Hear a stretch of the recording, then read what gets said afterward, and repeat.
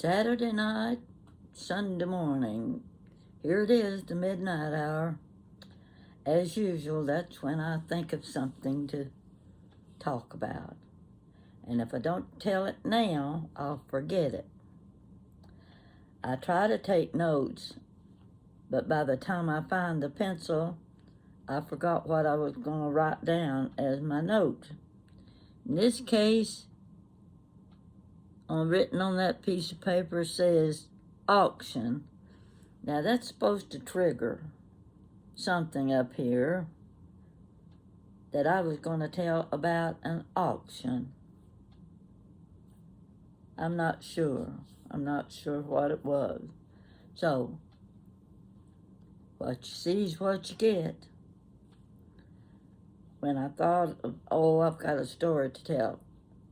I had to make an emergency run to the bathroom. That's something else you young people have to learn. And it takes patience when you're dealing with old people. Because when an old person says stop at the next service station, and you're on the interstate, you better know stop at the next service station. It's an emergency. Land sakes alive, I didn't know how often these emergencies would arise.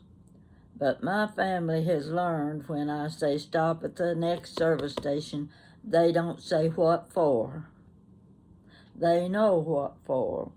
It's an emergency.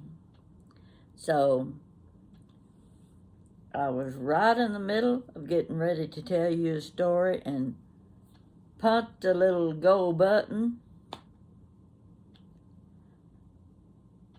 and I looked toward the hallway, and yeah, I gotta go. I'll be right back. So I'm back now, ready to tell you the story. Now, what was that story about? That's the other thing that's like a thorn in the side, is forgetfulness. I wasn't going to let that happen to me, no way. Jan keeps telling me my forgetfulness is just like everybody else's. No, it's not either. And I don't know if I really want to convince her that it's not like everybody else's. You know what I'm talking about. Get right in the middle of a sentence, and I forget the rest of the sentence. What was I going to say? You've seen me do it time and time again. I've stopped right in the middle of the sentence, and I just look at you because nothing is registering. I know this isn't a good subject to talk about, and I'll make it real brief before I forget what I was really going to talk about. But we'll get back to that subject again anytime soon now, and you'll be watching me, and you'll be saying, oh, she's staring at the screen. She forgot. You'll be right. You'll be right. But I want to go back. Oh, this is a long time ago. Back when I lived in Tennessee. I had a good friend who was also my neighbor and was also my landlord, and we had a really good relationship together. We liked antiques. He was very crafty, very sharp, and he was running an antique shop. I had a booth in the antique shop at one time. So we'd get in the mood to go places on the weekend, of course. Somebody's having yard sale, that sort of thing. He and I would take off to them. He was a lot younger than I. So one day he was telling me about a trip he took down around La Follette, Tennessee, That's close to the Kentucky border, between Anderson County and Jellicoe, Tennessee. Anyway, he had, I didn't tell you, he also tuned pianos. I had a piano and he had tuned my piano. Oh, and he had a baby grand piano in his living room, and man alive, could he make that thing sing. Never had any music lessons, but you name the song or you'd hum the tune, and all 15 of his fingers were on that keyboard. Oh, land, it was beautiful music, but he never played more than half of the song. You'd ask him, Dan, you play this? He'd go down on it. He'd play 3 or 4 lines, and then he'd quit and start playing something else, and I'd say, no, finish the song, I want to hear it. He was really, really good at that, but he tuned pianos. One day he got a call from family down around La Follette, Tennessee. I think that was Campbell County. Little old lady, her husband had died recently. She lived up in the hills, and she didn't have much income at all. Her children were there with her, but she had this old upright piano. Hadn't been played in years. So children had called and said, would you come tune Mom's piano for her? So he went.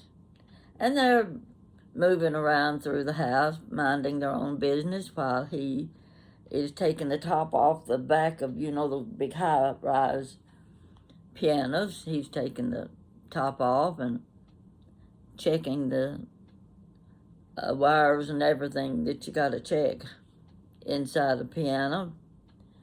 And he reached down in the box. Something was in the way of the he couldn't get the strings to make a sound, and reached down in, and something was in the way. He got his hand wrapped around it and pulled it out, and it was a small box with rubber bands wrapped around it. And he thought, well, this is kind of unusual. Somebody hid something inside the piano. They didn't want anybody to know it was there. The little old lady knew nothing about it. The children knew nothing about it. So he handed the little box to her, and they're standing at the kitchen table, and she's opening the box to see what's inside and who might have hid it in the piano. She opens it up, and then she squealed. He said he was going to take care of me before he passed. He said I would be taken care of. They counted a box with $25,000 in it that had been hidden in the back side of the piano. The man did not believe in banks. He didn't trust the bank. So all of his extra money he put in the box, and he kept it hid in the back of the piano. Nobody was going to cheat him out of the money. Well, the little lady, she started crying, and she said, he told me he was taking care of me, and he did. $25,000 my friend found in that piano, he could easily have stuck it inside his shirt and walked out with it. But he didn't. He said, watching that lady, she was in tears, and her testimony, he said, there's no way he could have done something like that. No. It was such a pleasure to him to see what he had found. Now, you hear these stories pretty often. I remember seeing one on YouTube or something where a couple had bought a couch, or maybe it was one that had been the parent's couch or something, and they decided they wanted to upholster it. Instead of getting rid of the couch, they would just upholster it. And so, you know what involved in redoing a couch? You got to take all of that fabric off and what have you. Get down to the innards of the couch, and they found thousands of dollars that the mom had hid inside the cushions of the couch. That's just another little story. Okay, years pass. I've moved back to Kentucky, back to Lexington. I don't know how long I've been living here, but Jan and I both were into collecting antiques and vintage items. She had her interest, I had mine. They didn't match at all. She called me one day. She said they're having an auction. She told me the neighborhood where it would be, and it was a nice neighborhood not far from where I live. And she said, do you want to go? Well, of course I wanted to go. I loved auctions. I've been going to auctions in Tennessee. This was one at the home that had been vacated. I think the elderly lady that lived there, I don't know if she had passed away or was in a nursing home or what. Anyway, the family was auctioning off all of her belongings and selling the house.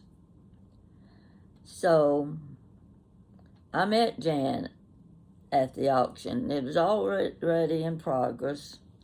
Backyard was full of stuff, and then the auctioneer was in progress.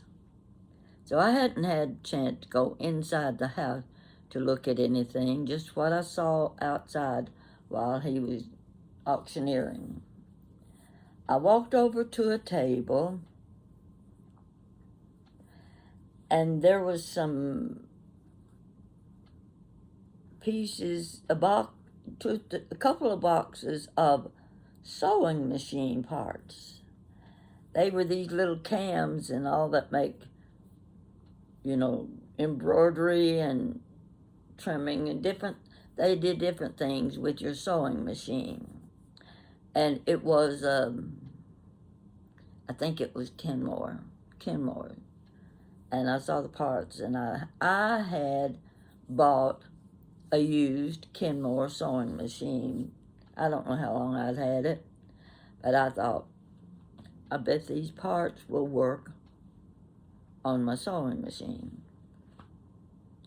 So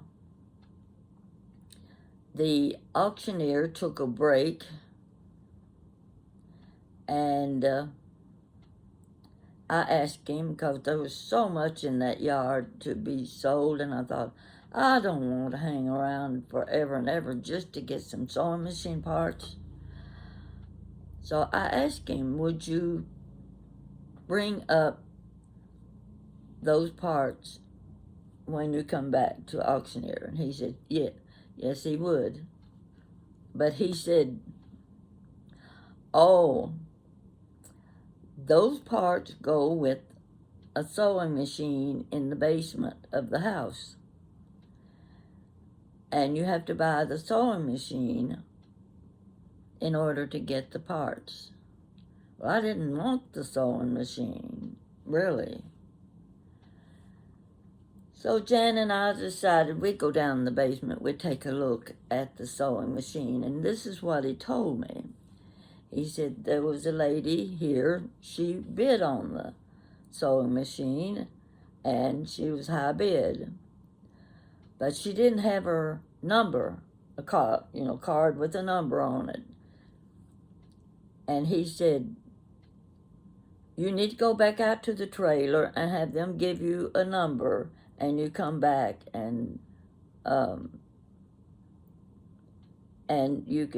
we'll put your name on the sewing machine.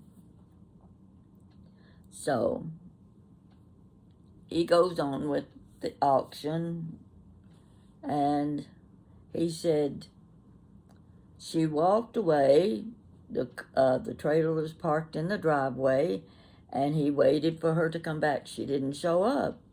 She wasn't at the auction now. And he said, I think she decided she didn't want to buy the sewing machine, so she left. If you're interested in the sewing machine,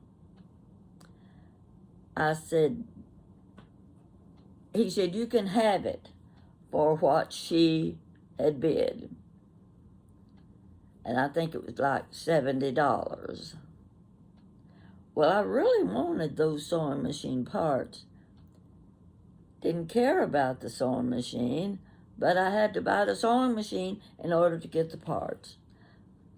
So I looked at Jan, yeah, okay, all right, we'll see. So I said, okay, I will take the sewing machine with the parts. I'm out in the yard looking around, and Jan come to the door, and she motions for me to come. She's in the basement. I've got to help her move this sewing machine. It's in a tabletop machine. Not tabletop, but it's in a case in its own furniture piece. You know what I'm trying to say. So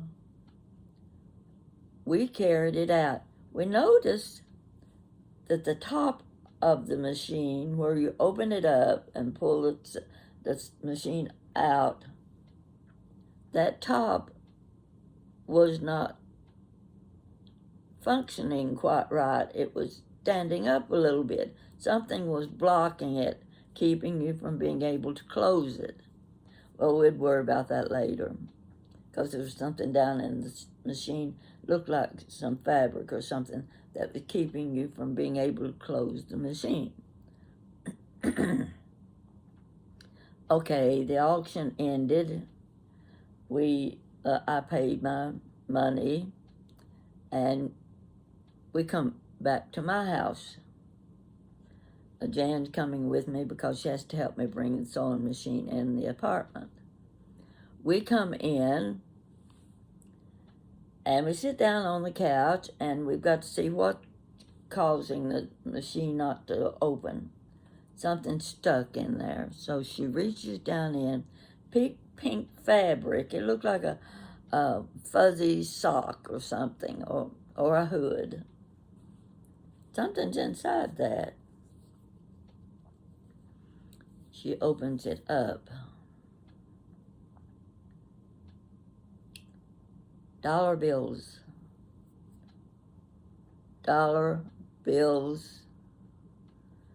Every one of them had been ironed, smooth, flat. They weren't wadded up and just chunked. They were in stacks. $20 bill stacks. We could not believe what I had just bought. We sat and we counted 20s, and we counted 10s, and we counted 5s. Don't remember if there were any 1s or not. When we got through counting, there was $4,730 hidden in that sewing machine. Well, what do?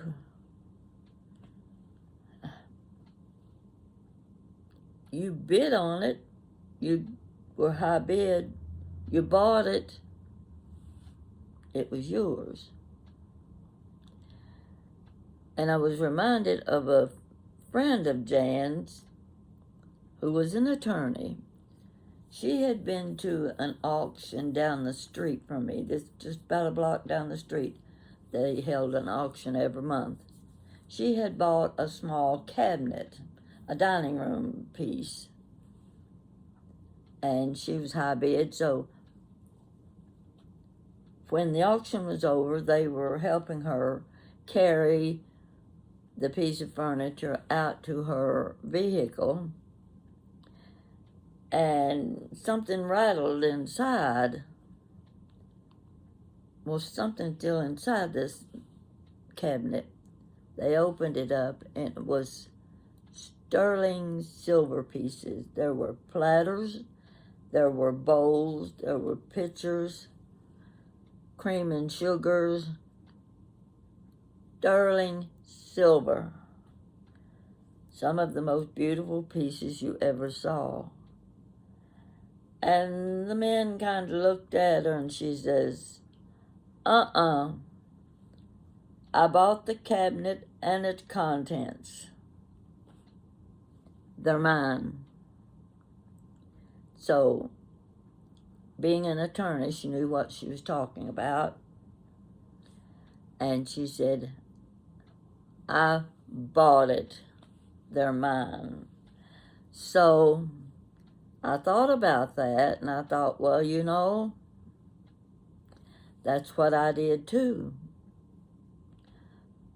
I bought the sewing machine and its contents. And its contents happened to be $4,730. That's my little story for today. So you just never know when something like this can happen to you. Of course, I went straight to the bank. So, having remembered that, I hadn't thought about that in years. And somehow or other, that little cell up here in whichever part of the brain it belongs in was working. And it reminded me, you've got another story to tell. You can tell about the money you got in an old sewing machine cabinet. So I thought you might appreciate that, and I'd say several of you have similar stories to tell, and even better stories to tell. But for me, that was pretty big.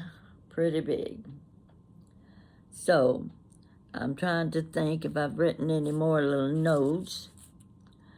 I just had finished making ham salad.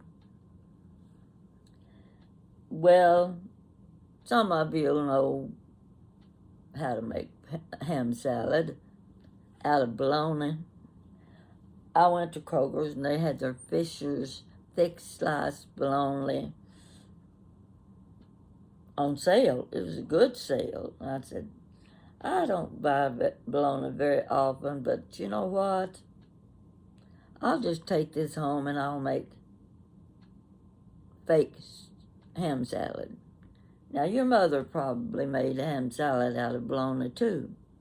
Can't tell the difference. If you don't tell somebody that it's made with bologna, they won't know but what it's ham. So that's what I did. I made a bowl about this size full of ham salad. I boiled my eggs and my pickle and whatever and added to that. So I'm eating fake ham salad and crackers and ham salad and ham salad sandwich. And before I ground it all up, I took about 3 slices and said, I'll put this aside and we'll have fried bologna. I changed my mind on that, so I took those 3 pieces, added them to the rest of my ham salad. And you know, it's kind of handy to have something like that on hand when you're thinking, what am I going to eat for lunch? You don't want to cook. We don't cook for lunch. Who cooked for lunch? Not me. I may be cooking, but it's for supper. So I promised Jan I would bring her some ham salad. But what the mistake I made was I put a little onion in it. She doesn't want onion in anything. And she said, if you put onion in it, don't bring it. I'd already put the onion in it. So I've got this big dish of ham salad. It's not going to last long enough to stay fresh, but I'm going to enjoy it for the next couple of days anyway. So that's how you make ham salad. Buy bologna on sale. Now, I know you're going to tell everybody that story. Well, my friend just told me, he said, you know, when you make the ham salad with bologna, that's what they call funeral ham salad. I'd never heard that before. And I hadn't made any in a long time. He said, yeah, you make ham salad out of bologna, you take it to the family for food after the funeral is over. I don't think I'm going to be making any more funeral ham salad. Once is enough. Once is enough. But you got a house full of kids. They won't know what it is. They'll eat it anyhow. Because if it says bologna, kids will eat bologna. You know that. Or I used to. Used to eat bologna sandwiches every day. Oh, at Elsie's store, I've told you all about Elsie's store and her big butcher knife and her big chopping block. I'd give anything to have that big chopping block table she had behind the meat counter. It was a dandy. I don't know who got it after she died, but it was a beauty. So, right offhand, I want to show you something. I don't know if I ought to show it to you now. No, I'm not going to show you this. This is a chitty chitty bang bang car. And I've got a story that goes with it. So we'll get to that later. Now this is in between my chapters of my adventures in Great Britain and Nova Scotia.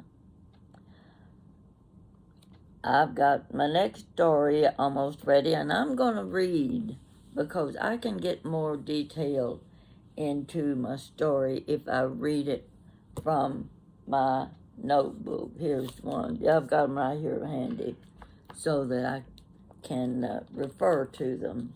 These are dandy little books. I don't want anything to happen to these because they are somebody's inheritance. I know they're going to love it, but it's not going to tell where the money is. So I turned on my YouTube. I brought my ham salad and crackers to the table, and first thing I came to was live Billie Jean. Uh-oh. But the problem was I missed the live portion, and I was seeing the rerun of it. So I was trying to talk to him, thinking I was on live, but I wasn't. But he responded, and he was doing a segment outdoors. Oh, it looked pretty too.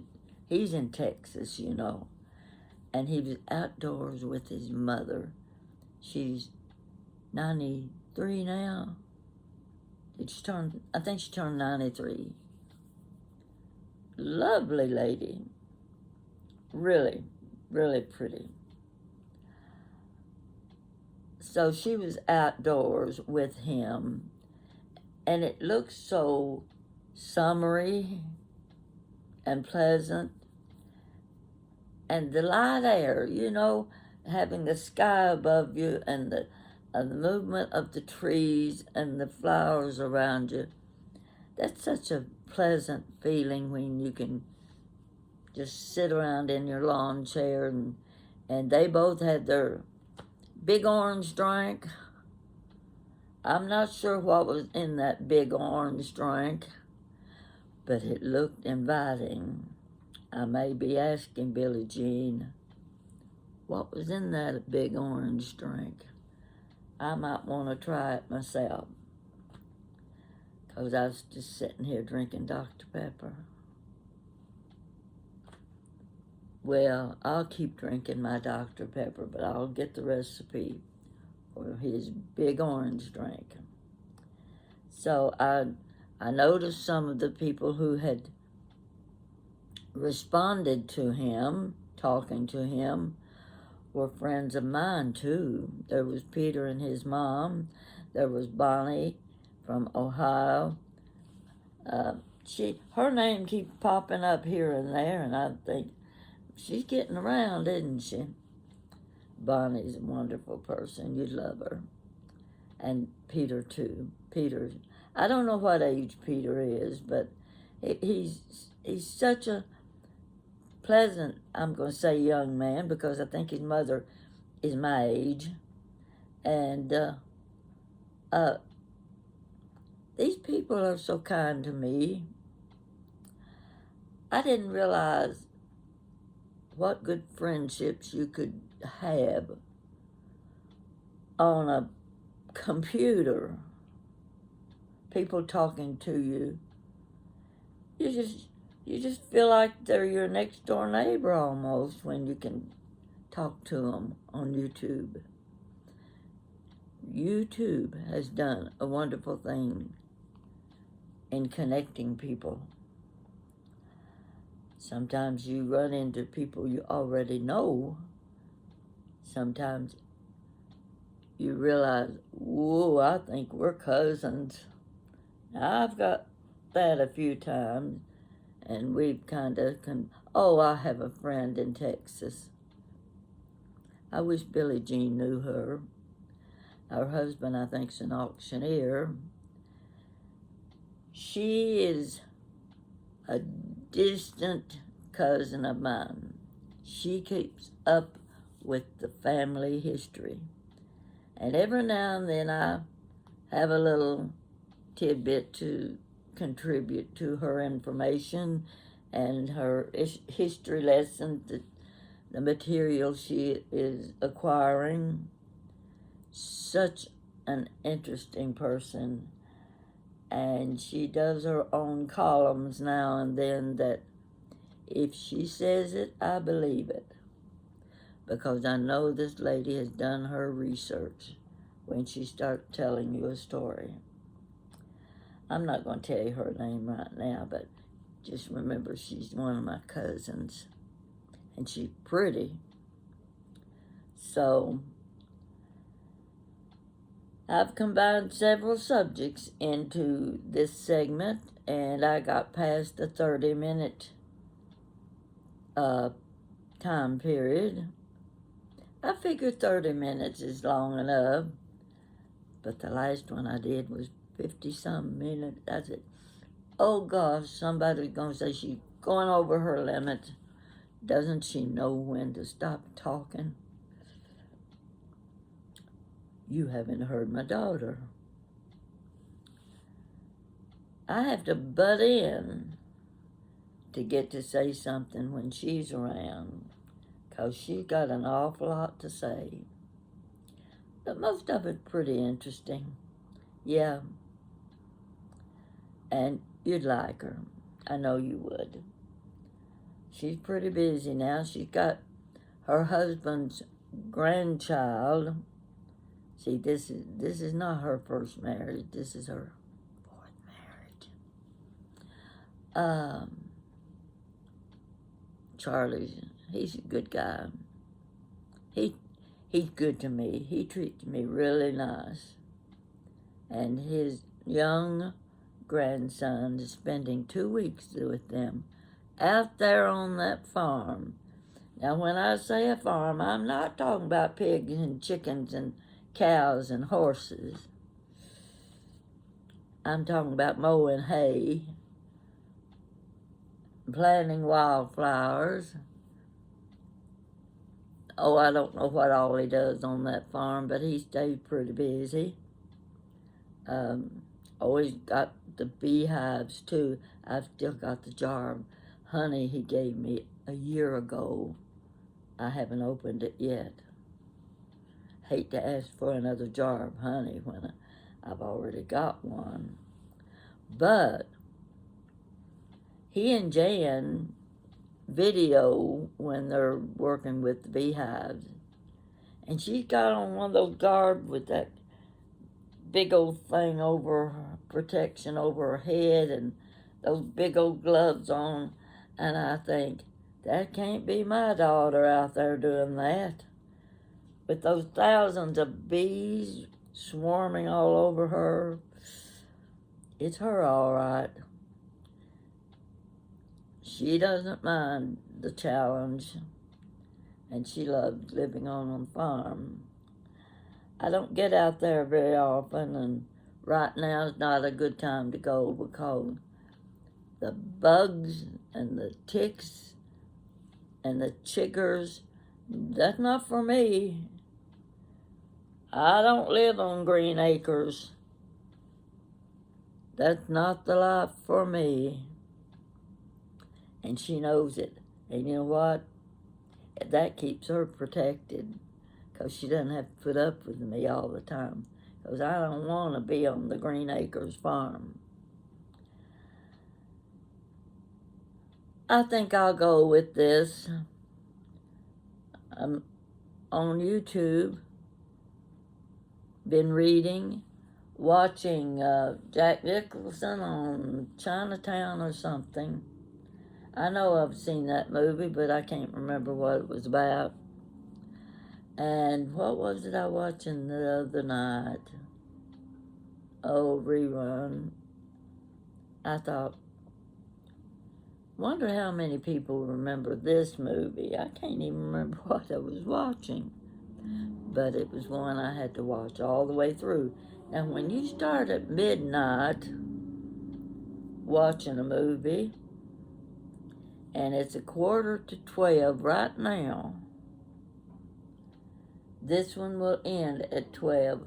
I hope there's not a good favorite coming on right after this, because I'm going to be sitting here till 2 o'clock in the morning. I'm getting my time schedule all mixed up. My nights are turning into days, and my days are turning into nap time. Something's got to give. Folks, I've rambled on enough. Didn't put my earrings on. My hair's got to be washed first thing in the morning if I can get through the night with it. It gotta be washed. Keep this nice little flowers back here to block the chandelier. You see how bright that chandelier is back there. I have to have something to block that light so that you can focus on me.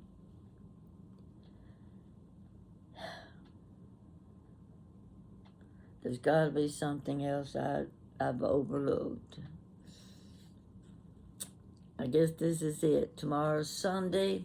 We got rain today. We got a little bit of rain yesterday. We're getting a little bit of rain and clouds every day, but it wasn't quite as hot today as it has been earlier in the week. This is bad, folks. All over the country, it just amazes me. I don't remember a year like this before, ever. The difference in the climates, the tornadoes, the hurricanes, the flooding, the fires. I don't understand it. And it's a little bit scary to me. So we need to be focusing on our home life, our families, our way of life.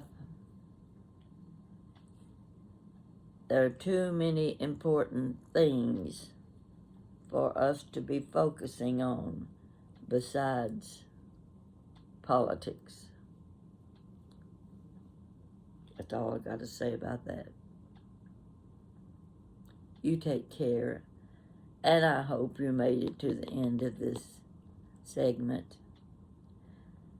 And start going to those auctions. You never know what you might find when you bid on an item. That was pretty interesting, wasn't it? $4,730 went in my bank account.